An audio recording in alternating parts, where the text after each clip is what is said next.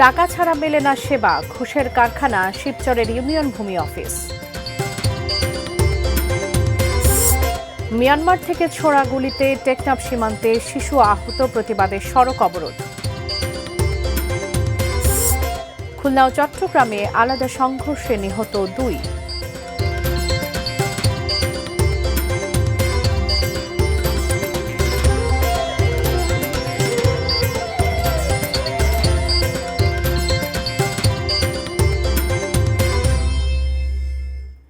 দেখছেন ATN news. দেশের খবরের সঙ্গে আছি আমি বাবলি ইয়াসমিন। এতক্ষণ নাসির সিনট্যাক্স অ্যালুমিনিয়ামের সৌজন্যে শিরোনামগুলো শুনছিলেন।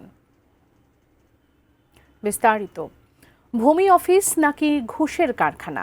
মাদারীপুরের শিবচর উপজেলার কাদিরপুর ইউনিয়নের বাসিন্দারা তাদের ভূমি অফিসকে এভাবেই চেনেন।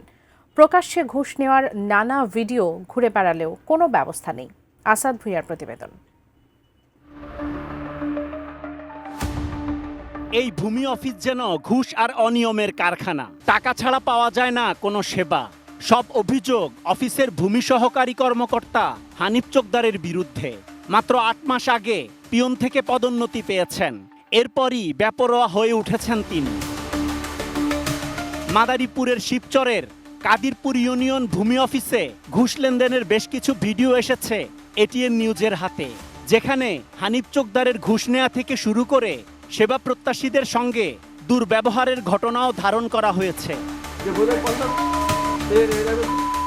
ভিডিও দেখালে হানিফ প্রথমে জানান এগুলো কয়েক বছর আগের, আবার বলেন তাকে ফাঁসাতে এআই দিয়ে বানানো হয়েছে। কত বছর আগে ছবি হবে সবগুলো মানুষ এডিট করে বানায়।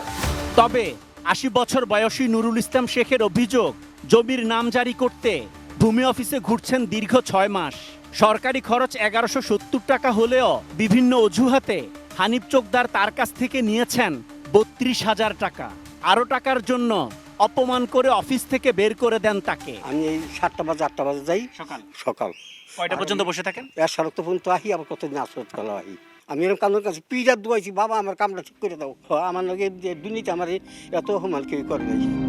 হানিফ চোকদারকে ঘুষ দেওয়ার কথা স্বীকার করেন আরো কয়েকজন ভুক্তভোগী। আচ্ছা, আর মিউটেশন করতে কত টাকা লাগছে? 8,000 নিস। হ্যাঁ, একটা করতে 8,000 নিস। ওই যে পেঁচ ঘুষ দিয়ে নেয় যে এই ভুল এইটা সেইটা হেন তেন। টাকা নিয়েছি 10,000 আর 20,000 চাই। এবার তার সামনেই ঘুষ গ্রহণের অভিযোগ করেন এক ভুক্তভোগী। হ্যাঁ, এই 34 বছরের মধ্যে আমি কিনছি এই কলা, এই কাগজ টাগজ নিয়েছি, তারপর চাইছে 30,000 চেয়ে 22,000 ঠিক দিছি। আমাকে এই হয়রানির সমাধান কোথায় জানা নেই সাধারণ মানুষের। তবে হানিফ চোকদারের অভিযোগের বিষয়ে জানতে চাইলে সহকারী কমিশনার শাইখা সুলতানা বলেন, ভুক্তভোগীরা অভিযোগ করলে আইনগত ব্যবস্থা নেওয়া হবে। কাদিরপুর ইউনিয়ন ভূমি অফিসের অনিয়মের তদন্ত করে দ্রুত ব্যবস্থা গ্রহণের দাবি সেবা প্রত্যাশীদের। Asad Bhuiyan, ATN News, Shibchar, Madaripur. Myanmar থেকে ছোড়া গুলিতে কক্সবাজারের টেকনাফ সীমান্তে এক শিশু আহত হয়েছে, গুলিবিদ্ধ হয়েছেন আরও 2 জন। টেকনাফের ওয়াইকং ইউনিয়নের তেসি ব্রিজ সীমান্ত এলাকায় এই ঘটনা ঘটে। শিশুটির নাম আফনান, সে ওই গ্রামের জসিম উদ্দিনের মেয়ে। সকালে এ ঘটনায় বিক্ষুব্ধ জনতা তেসি ব্রিজ অংশে কক্সবাজার টেকনাফ মহাসড়ক অবরোধ করে। স্থানীয়রা জানান, 3 দিন ধরে রাখাইন রাজ্যের মংডুতে আরাকান আর্মির অবস্থানে বিমান হামলা চালাচ্ছে জান্তা বাহিনী। অন্যদিকে রাখাইনে দেশটির বিদ্রোহী গোষ্ঠীগুলোর মধ্যে ব্যাপক সংঘর্ষ চলছে। গুলি এসে পড়ছে বাংলাদেশে। কক্সবাজারের অতিরিক্ত পুলিশ সুপার অলোক বিশ্বাস দুপুরে বলেন, গুলিবিদ্ধ শিশুটির প্রথমে মারা যাওয়ার কথা শোনা গেলেও তা সঠিক নয়। তাকে চট্টগ্রাম মেডিকেল কলেজ হাসপাতালে নেওয়া হচ্ছে।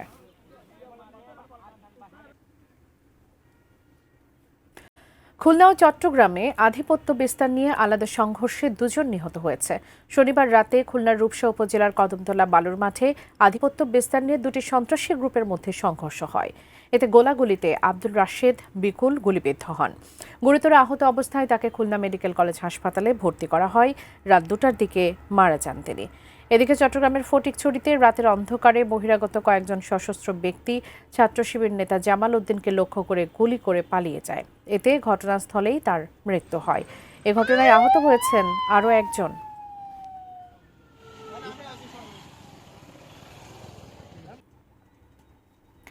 বাণিজ্য মেলায় আধুনিক ও দেশি বিদেশি পণ্যের ভিড়ে ক্রেতা দর্শনার্থীদের নজর কাটছে মাটির তৈরি গৃহস্থালী ও শৌখিন সামগ্রী।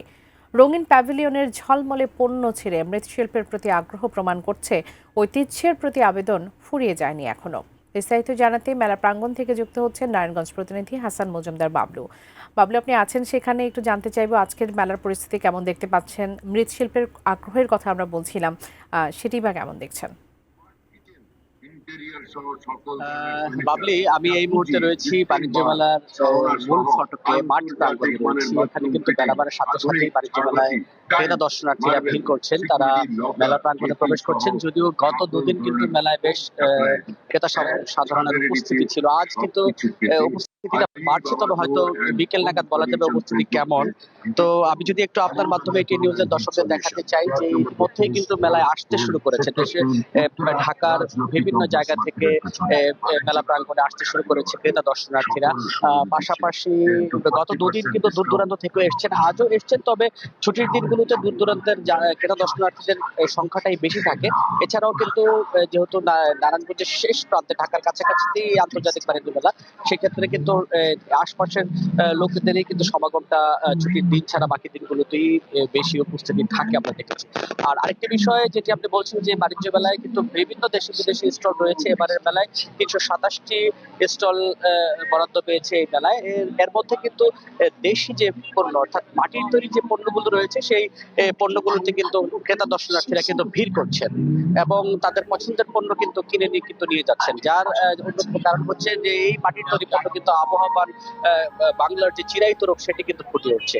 তো বাবলি, এই ছিল আমার কাছে সবশেষ মেলার। আপনাকে ধন্যবাদ। দর্শক, বাণিজ্য মেলার খবর জানছিলাম সহকর্মী হাসান মজুমদার বাবলুর কাছ থেকে। এ পর্যায়ে নিচ্ছে একটা বিরতি, ফিরে এসে আরো যা থাকছে। বেনাপোল স্থলবন্দরে নষ্ট হচ্ছে আমদানি করা গাড়ি।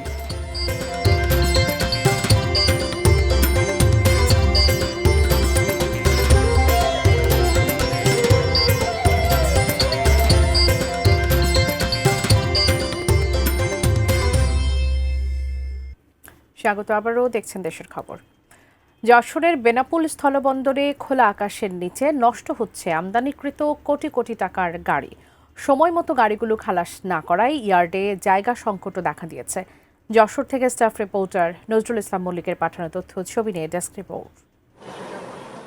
প্রতিনিয়ত দেশের প্রধান ও সবচেয়ে বড় স্থলবন্দর বেনাপোলে বাণিজ্যিক কার্যক্রম বাড়ছে, কিন্তু প্রয়োজনীয় জায়গা সংকট কাটছে না। এমন পরিস্থিতির মধ্যেও বছরের পর বছর টিটিআই ইয়ার্ডে খোলা আকাশের নিচে পড়ে আছে আমদানিকৃত অনেক গাড়ি। দীর্ঘদিন পড়ে থাকা এসব গাড়ির ওপর জন্ম নিয়েছে আগাছা।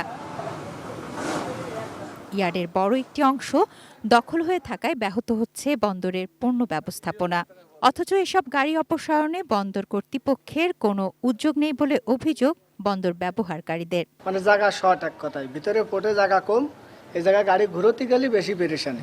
ব্যবসায়ীদের মতে বছরের পর বছর পড়ে থাকা গাড়ি ও মালামাল দ্রুত নিলামে তোলা হলে জায়গা সংকট কিছুটা হলেও কমবে, পাশাপাশি বন্দরের কার্যক্রমও আরও গতিশীল হবে। 30 দিনের মাথায় গিয়ে কাস্টমস অ্যাক্ট অনুযায়ী সেটা নিলাম হওয়ার আইন রয়েছে। দ্রুত যদি এগুলো নিলাম করতে পারে তাহলে আমাদের বন্দরের যে কাঠামো জায়গা আরও বাড়বে, আরও মাল আমদানি রপ্তানি যে পণ্য আসবে আমরা সেগুলো আরো সুন্দরভাবে রাখার ব্যবস্থা করতে পারব। বন্দর কর্তৃপক্ষ বলছে শুল্ক বিভাগকে একাধিকবার চিঠি দিয়ে জানানো হলেও কোনো কার্যকর সমাধান মেলেনি। তবে কাস্টমস কর্তৃপক্ষ বলছে পড়ে থাকা গাড়িসহ নষ্ট হয়ে যাওয়া যে সকল আইটেম আছে অবিলম্বে তা নিলাম ও ধ্বংসের উদ্যোগ নেওয়া হয়েছে।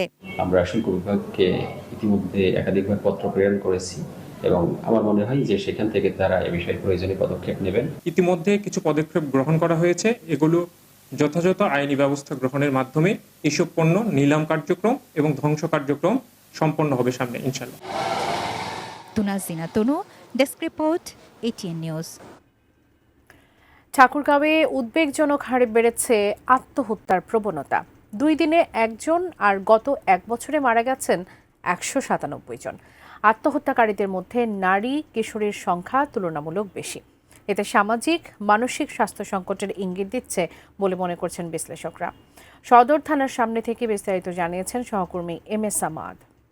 2025 সালের জানুয়ারি থেকে ডিসেম্বরের যে পরিসংখ্যান, এই পরিসংখ্যান বলছে জেলায় প্রতি 2 দিনে একজনের আত্মহত্যার ঘটনা ঘটেছে এবং 1 বছরে 197 জন শুধুমাত্র আত্মহত্যা করে মারা গেছে। তার মধ্যে অপমৃত্যু মামলা হচ্ছে 339টি।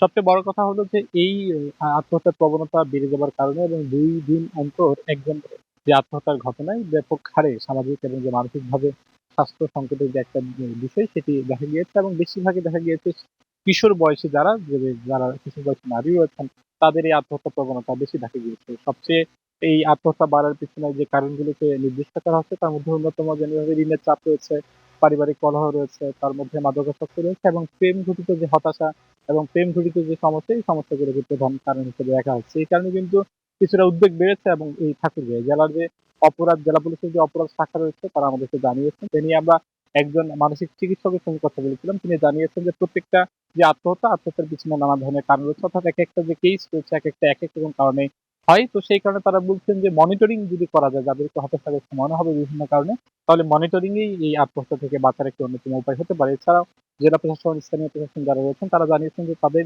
জায়গা থেকে তারা চেষ্টা করছেন বিভিন্ন ধরনের সেমিনার এবং বিভিন্ন ধরনের প্রোগ্রামগুলোর মধ্য দিয়ে যাতে করে সচেতন করা যায়। সময় হলো আরেকটি বিরতি নেবার, ফিরছে একটু পর, সঙ্গে থাকুন।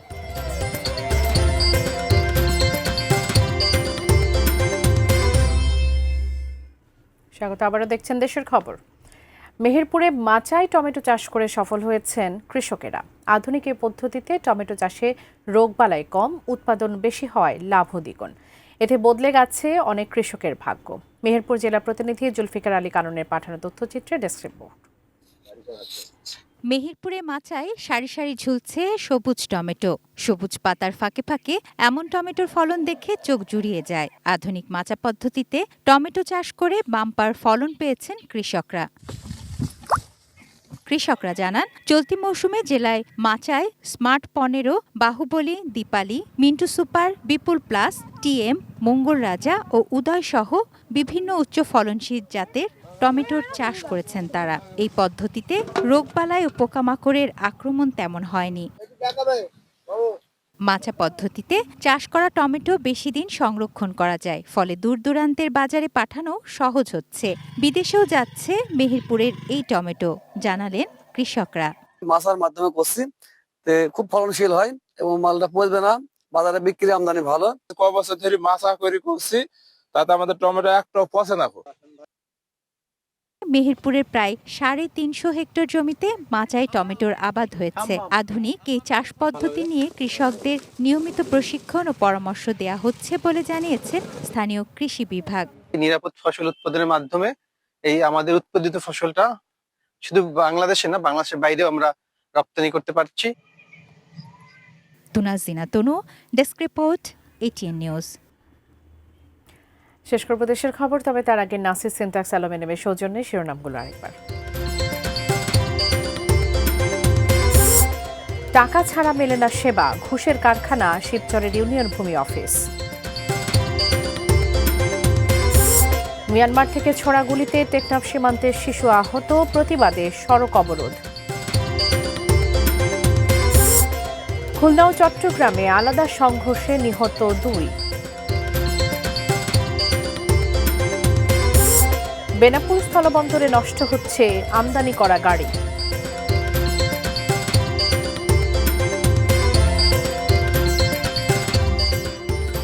এই ছিল দেশের খবরে। এতক্ষণ সঙ্গে থাকার জন্য ধন্যবাদ সবাইকে।